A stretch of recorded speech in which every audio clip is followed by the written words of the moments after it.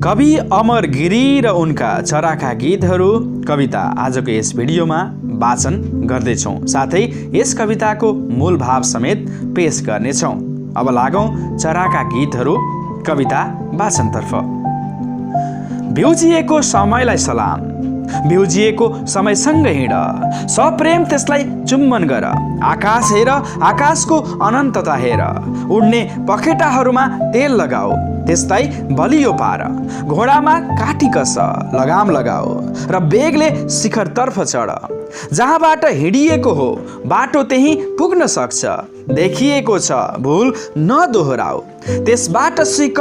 हामीलाई हेर, हाम्रा सपनालाई हेर, हाम्रा दुःख हाम्रा पीडालाई हेर, हाम्रो यात्रा हाम्रो बेगलाई हेर। पाखा पखेरामा छरिँदै गरेका कलिलो घामलाई रुखले छेक्छन् कि पहाडहरूले? खबरदारी गर, छेक्ने रुखहरू काट। बदलिएको मौसमलाई अभिवादन गर, त्यसमाथि चढ र यात्रा गर। सुबोल बोल, फुलहरूमा पानी राख, जङ्गल गोड, बोटमा उखेरा लगाऊ। किराहरू मार, अप्ठ्यारो पर्दा हामीलाई बोलाऊ, हाम्रो साथ माग। हामी बाजसँग पनि लड्छौँ, चिलसँग पनि, हामी पहाडहरूसँग पनि लड्छौँ, पखेराहरूसँग पनि। हामी मुक्त आकाश चाहने चराहरू हौँ। दुसाध्य समय कविता सङ्ग्रह 2064 यो कविता सङ्ग्रहित गरिएको छ। अब लागौँ चराका गीतहरू कविताको मूल भावतर्फ। कवि अमर गिरीको चराका गीतहरू स्वतन्त्र र स्वच्छन्द आकाशमा उड्ने पक्षीहरूको उन्मुक्तिलाई विषयवस्तु बनाई रचिएको कविता हो। चराहरू कसैको बन्धनमा बस्न सक्दैनन्। आफू खुसी उन्मुक्त भएर विचरण गर्ने स्वभाव र इच्छा उनीहरूको हुन्छ।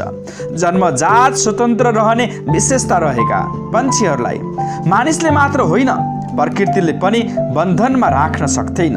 अनन्त आकाशमा उन्मुक्त विचरण गर्ने प्राणीलाई बाधा व्यवधान उत्पन्न गराइएमा तिनको मन रुन्छ। तिनीहरू दुखी हुन्छन्, तिनका अधिकार खोसिन्छन्, तिनीहरू शोषित र दमित हुन्छन्। यसो गर्नेहरूले पनि आफ्नो इच्छा पूरा गर्दा अरूको स्वतन्त्रता गुम्ने हो कि भन्ने कुरा बुझ्नुपर्ने दृष्टिकोण यस कवितामा प्रस्तुत गरिएको छ। मानिस लगायत जुनसुकै प्राणीहरू स्वभावैले स्वतन्त्रता चाहन्छन्।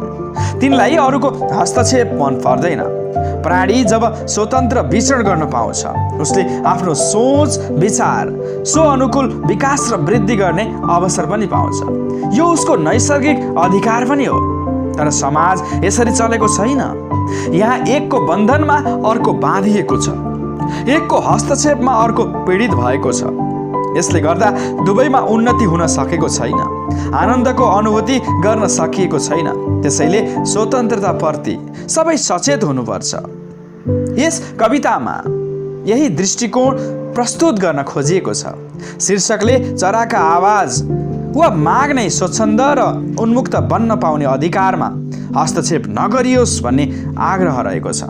यसले मानव स्वतन्त्रता र सृजनशीलताको समेत कदर होस् भन्ने भाव व्यक्त गरेको छ।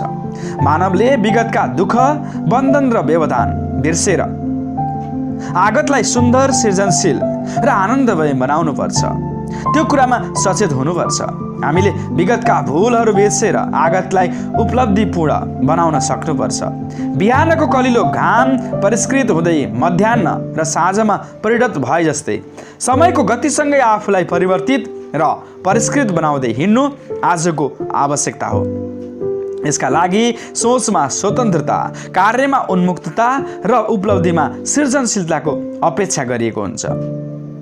4वटा लामा छोटा गद्य अनुच्छेदमा संरचित प्रस्तुत कविताको शीर्षक चराका गीतहरूसँग यसको भाव प्रवाहसँग अन्तर सम्बन्धित देखिन्छ। विभिन्न बाधा र अडचनहरूलाई परास्त गर्दै चराहरू आकाशमा उडेका हुन्छन्। जसरी हावा हुरी घाम वर्षा पहाड आदि अवरोध छिजोल्दै उन्मुक्तिमा भौतिक जगत र प्रकृतिको आनन्द लिन चराहरू सक्षम छन्, त्यसरी नै जीवनका कठिनाइहरूसँग जुधेर अघि बढ्नेले गन्तव्यमा पुग्न सक्छ भन्ने दृष्टिकोण यस कवितामा पस्किएको छ। प्रकृतिलाई आफू अनुकूल बनाई सुखी बन्न खोज्नु दुःखको मेलो हो। बरु समयसँग आफू अनुकूलित बन्दै अगाडि बढ्न सकियो भने हाम्रो जीवन सुखी र आनन्दी हुन्छ भन्ने विचार पनि यस कवितामा व्यक्त भएको छ। यस कवितामा जीवन यात्रालाई स्वतन्त्र र उन्मुक्त तुल्याउन चराहरूले सिकाएको जीवन दृष्टि आत्मसात गर्न सक्नुपर्ने भाव व्यक्त भएको छ र यही नै यस कविताको मूल भाव हो। अब कवि अमर गिरीको सामान्य परिचय र उनका कवितागत प्रवृत्ति। कवि अमर गिरीको जन्म विक्रम सम्वत 2017 सालमा दाङको रामपुर भन्ने ठाउँमा भएको। MA सम्मको शिक्षा हासिल गरेका अमर गिरीको पहिलो प्रकाशित कविता सन्देश पत्रिकामा आमा शीर्षकको कविता 2031 हो। उनका घाम छेक्ने पहाड, दुसाध्य समय, तर पनि हामी जीवितै छौँ लगायतका कविता सङ्ग्रह प्रकाशन भएका छन्। उनले राष्ट्रिय प्रतिभा पुरस्कार, लोकेन्द्र साहित्य पुरस्कार, कृष्णमणि साहित्य पुरस्कार, ताम्रपत्र पुरस्कार लगायतका सम्मान तथा पुरस्कारहरू समेत प्राप्त गरेका छन्। उनका कवितामा पाइने कवितागत प्रवृत्तिहरू यस प्रकार छन्। प्रगतिवादी दृष्टिकोण राख्ने कवि, समाजका विविध पक्षको अभिव्यक्ति दिने कवि, विषयगत विविधता जस्तै वर्ग व्यवस्था, जीवन मृत्यु, प्रेम सुख दुःख, आँसु हाँसो, युद्ध आतंक आदि, विकृति र विसङ्गतिप्रति व्यङ्ग्य र विद्रोहको चोटिलो प्रहार गर्ने कवि, मानवीय संवेदनाको उद्घाटन गर्ने कवि, राष्ट्रिय चेतनाबाट अभिप्रेरित कवि, भाव र अभिव्यक्तिगत सघनता भएका कवि, विशिष्ट प्रकारका बिम्ब र प्रतीकहरूको प्रयोग गर्ने कवि, सरल भाषा र सरल शैलीको प्रयोग गर्ने कवि। आजको यस भिडियोमा हामीले कवि अमर गिरीको चराका गीतहरू कविता र त्यसको मूल भाव चर्चा परिचर्चा गर्यौँ। साथै कविको परिचय र उनका कवितागत प्रवृत्तिको बारेमा पनि चर्चा गर्यौँ। आजको यो भिडियो कस्तो लाग्यो? जस्तो लाग्यो त्यस्तै सल्लाह सुझाव र प्रतिक्रिया दिन नभुल्नुहोला। अहिलेसम्म पनि हाम्रो यस युट्युब च्यानलमा तपाईँ नयाँ हुनुहुन्छ भने च्यानल सब्सक्राइब गरेर जोडिनुहोला। साथमा नजिकै रहेको बेल आइकन प्रेस गरेर अल नोटिफिकेसन समेत अन गर्नुहोला, ताकि हामीले प्रकाशन गर्ने हरेक भिडियोहरू तपाईँको माझमा तुरुन्तै पुगुन्। तपाईँका पनि यस्तै साहित्यिक सामग्रीहरू छन्, तपाईँ पनि यस च्यानल मार्फत तपाईँका साहित्यिक सामग्रीहरू प्रकाशन गर्न चाहनुहुन्छ भने हामीलाई मेल गरेर पठाउन सक्नुहुन्छ। मेल एड्रेस डिस्क्रिप्सन बक्समा लेखिएको छ। यदि तपाईँले पठाएका सामग्री वाचन योग्य र प्रकाशन योग्य भएमा हामी अवश्य प्रकाशन गर्नेछौँ। आजलाई भने यो भिडियो सामग्रीबाट अब बिदा हुन्छौँ। नमस्कार, तपाईँको दिन शुभ रहोस्।